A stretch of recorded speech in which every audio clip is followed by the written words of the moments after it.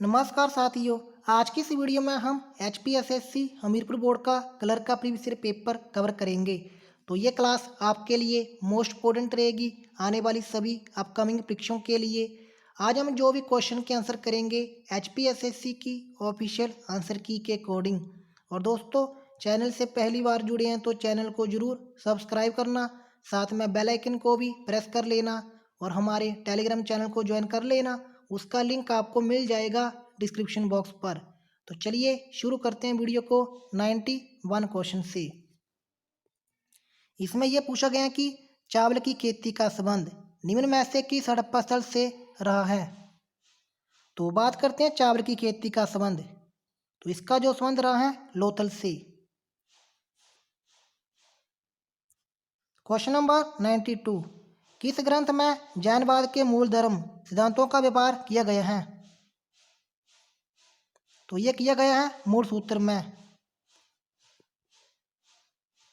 औषधि का सार्वभौमिक उल्लेख ढूंढा जा सकता है।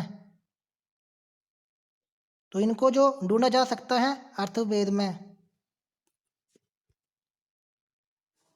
गुप्त काल में निम्न में से कौन सी धातु का बड़े पैमाने पर निर्यात किया जाता था। तो बड़े पैमाने पर जो निर्यात किया जाता था आयरन स्टील का।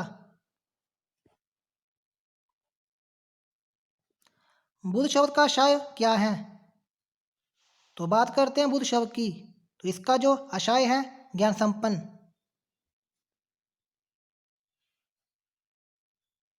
गुप्त काल में निम्न में से किस शहर ने अपनी महत्वपूर्ण स्थिति खोई है। तो ये खोई है पाटलिपुत्र ने।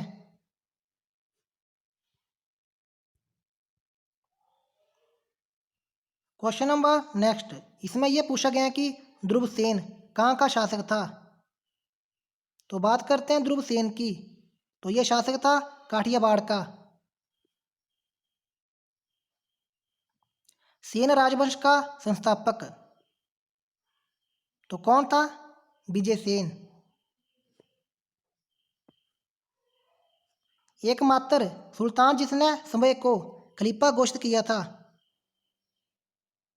तो यह घोषित किया था मुबारक शाह खिलजी ने। तालीकोटा के युद्ध के समय विजयनगर का महाराजा कौन था। तो इसका जो सही आंसर होगा सदाशिव राय।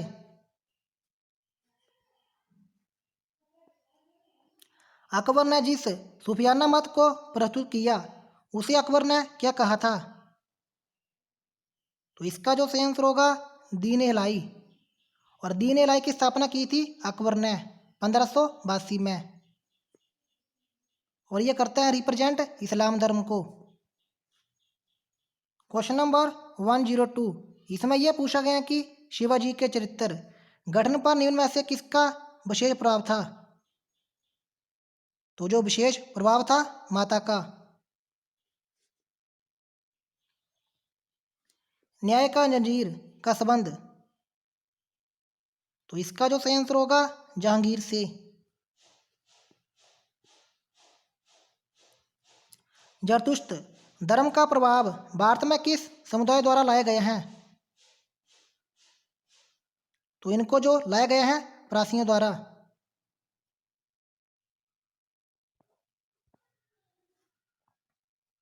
ब्रिटिश कालीन भारत में बंगाल का मध्य वर्ग मुख्यतः बना था।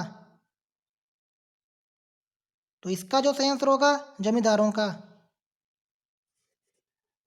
तो चलिए क्वेश्चन नंबर 106 पर। इसमें यह पूछा गया कि अतिवादियों में से सर्वाधिक उत्कृष्ट नेता कौन थे। तो कौन थे। तो इसका जो सही आंसर होगा ऑप्शन डी बाल गंगाधर तिलक। बंगाल का विभाजन किसके द्वारा किया जाना चाहा गया था। तो बंगाल का विभाजन लॉर्ड कर्जन। प्रथम विश्व युद्ध के दौरान अंग्रेजों के प्रति भारत का रवैया कैसा था। तो इसका जो सही आंसर होगा एक्टिव हेल्प सक्रिय मदद। संविधान सभा ने किसको अपना स्थायी अध्यक्ष चुना था? तो इसका जो सही आंसर होगा राजेंद्र प्रसाद। और कमेंट करके बताना अस्थायी अध्यक्ष कौन थे। भारत में गुट निरपेक्ष आंदोलन का प्रथम सम्मेलन हुआ था वर्ष? तो ये हुआ था 1983 में।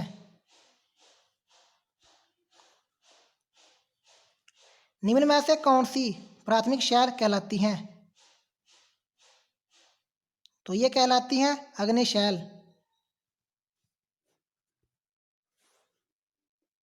निम्न में से कौन सी तरंगें सभी भूकंपीय तरंगों में से सबसे तीव्रगामी है? तो इसका जो सही आंसर होगा प्राथमिक तरंगें। निम्न में से किसे थंडरस्टॉर्म क्लाउड्स भी कहा जाता है? क्यूमुलोनिम्बस। सभी प्रकार की आंधियों में से सबसे छोटी सर्वाधिक विनाशकारिता प्रचंड है? तो कौन होगी? टोर्नाडो। सपाट शीर्ष वाले समुद्री उठान कहलाते हैं? यूटस। Option A. तो चलिए अगले क्वेश्चन पर। इसमें यह पूछा गया है कि सर्वाधिक लवणता मिलती हैं? तो ये मिलती हैं लाल सागर में। पादवृद्धि के लिए सर्वोत्तम मृदा? तो इसका जो सही आंसर होगा लोम। निम्न में से क्या समान खाद्य श्रृंखला का एक हिस्सा नहीं है? तो बकरी नहीं होगा। Question number 119। इसमें यह पूछा गया है कि निम्न में से क्या निर्विनीकरण का एक प्रतिकूल प्रभाव नहीं है? तो इसका जो सही आंसर होगा अम्ल वर्षा। स्टेपी एक कैरेक्टरिस्टिक वनस्पति की है? तो इसका जो सही आंसर होगा सेमी एरिड रीजन्स।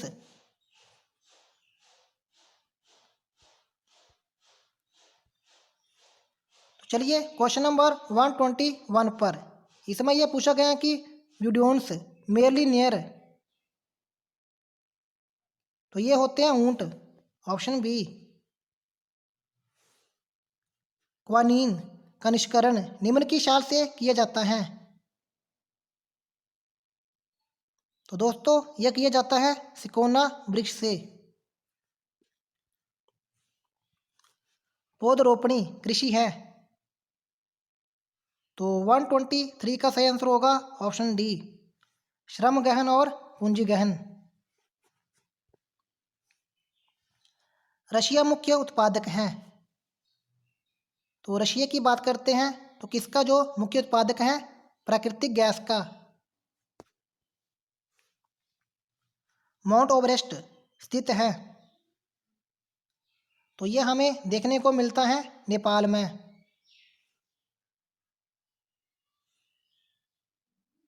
कार्डामोम की पहाड़ियाँ को अन्य किस नाम से जाना जाता है? तो इसका जो सही आंसर होगा ऑप्शन ए पलानी पहाड़ियाँ।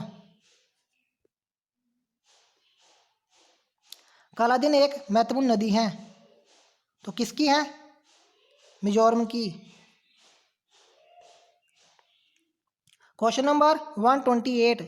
इसमें यह पूछा गया है कि निम्न स्थानों में से कौन दिसंबर माह के दौरान अधिकतम सूर्य प्रकाश पाता है? तो ये पाता है Kanyakumari.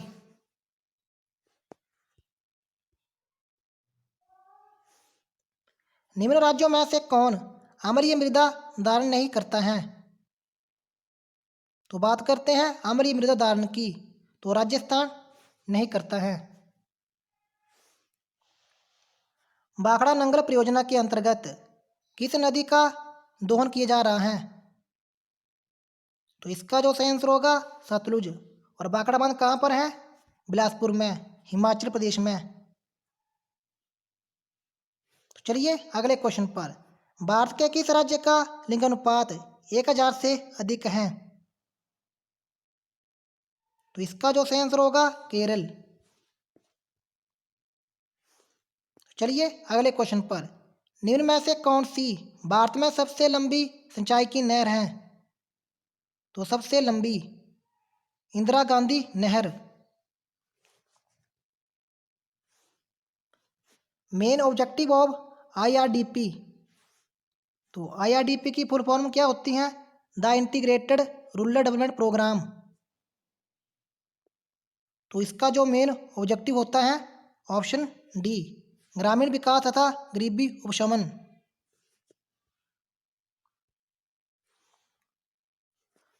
Mid day meal scheme was launch in 1995 to promote. तो मिड डे स्कीम की बात करते हैं, तो इनको जो लॉन्च किया गया था 1995 में, और ये प्रमोट करती हैं किसको? इसका आंसर होगा ऑप्शन सी। चलिए अगले क्वेश्चन पर 135 पर, इसमें यह पूछा गया कि नबार्ड का हेडक्वार्टर कहाँ पर है? तो नबार्ड की बात करते हैं, इसकी जो स्थापना हुई थी 12 जुलाई 1982 को। National bank agriculture and rural development, इसका जो हेडक्वार्टर हमें देखने को मिलता है मुंबई में। तो दोस्तों ये थी आज की वीडियो।